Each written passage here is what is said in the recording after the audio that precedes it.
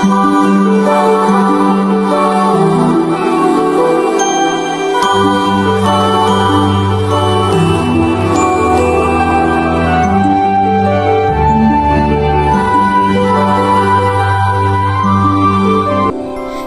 ini mengikuti perjalanan panjang persahabatan dua anak perempuan, yaitu bernama Acha dan Ayah. Semuanya dimulai ketika Acha, seorang anak pemalu yang awalnya takut masuk pengajian, akhirnya memberanikan diri setelah diyakinkan oleh mamahnya. Di pengajian itu, ia bertemu Ayah, seorang gadis yang sangat ceria, aktif, humoris, dan langsung menyukai Acha sebagai teman baru.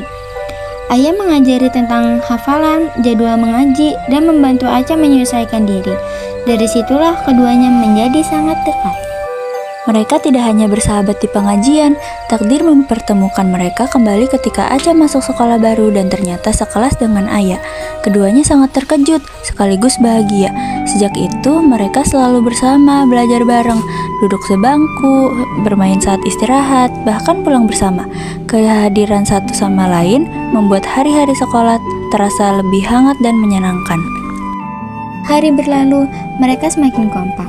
Mereka merayakan kemenangan Ayah dalam lomba cerdas cermat, makan es krim dan pastol bersama, lalu melanjutkan ke rumah Ayah untuk melakukan pesta kecil.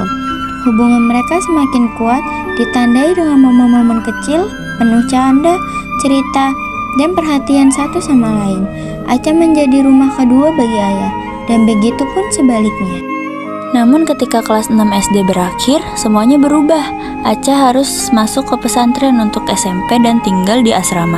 Sedangkan Ayah masuk SMP negeri dekat rumah. Keduanya sedih karena tidak lagi satu sekolah. Walau berat, mereka saling berjanji untuk tetap bersahabat. Acha menjalani hari-hari berat di pesantren sambil memandangi gelang persahabatan yang mereka buat bersama. Sementara Ayah duduk di meja belajarnya membaca surat-surat dari Acha. Saat liburan pertama tiba, Acha pulang dan langsung ingin menemui Ayah. Tetapi rumah sahabatnya mendadak kosong. Ternyata keluarga Ayah pindah mendadak karena pekerjaan ayahnya. Ayah tidak sempat berpamitan, ia hanya menitipkan sebuah surat berisi permintaan maaf dan janji bahwa ia tidak akan melupakan Acha. Kabar itu menghancurkan hati Acha. Ia duduk di depan rumah kosong itu sambil menangis, memeluk surat kecil itu yang ditinggalkan Ayah. Sejak hari itu, mereka berpisah tanpa tahu kapan bisa ketemu lagi. 3 tahun berlalu, Acha tumbuh menjadi remaja yang lebih mandiri di pesantren. Ayah pun menjalani kehidupannya di tempat baru. Semasa kecil mereka tinggal sebagai kenangan yang selalu mereka simpan, terutama gelang persahabatan yang masih mereka pakai. Saat Acha masuk SMA 3, takdir kembali mempertemukan mereka dengan cara yang sangat tidak terduga. Di kelas barunya, Acha melihat seorang gadis yang terasa sangat familiar, yaitu Ayah. Pertemuan mereka penuh dengan air mata dan pelukan panjang. Ayah menceritakan bahwa ia pindah lagi dan kebetulan masuk SMA yang sama. Keduanya merasa seperti mendapat kesempatan kedua yang mereka tunggu-tunggu selama bertahun-tahun. Namun, SMA membawa tantangan baru. Acha yang aktif di PMR menjadi sangat sibuk, sementara Ayah yang lebih pendiam merasa semakin terpinggirkan. Ia takut terulang lagi seperti dulu, takut Acha pergi jauh tanpa bisa ia cegah. Kesalahpahaman membuat Ayah menjauh dan Acha merasa kehilangan. Acha kemudian menyadari bahwa ia harus bicara dari hati ke hati. Suatu sore di kantin, Acha menenangkan Ayah dan mengatakan bahwa kesibukan tidak membuatnya melupakan sahabatnya.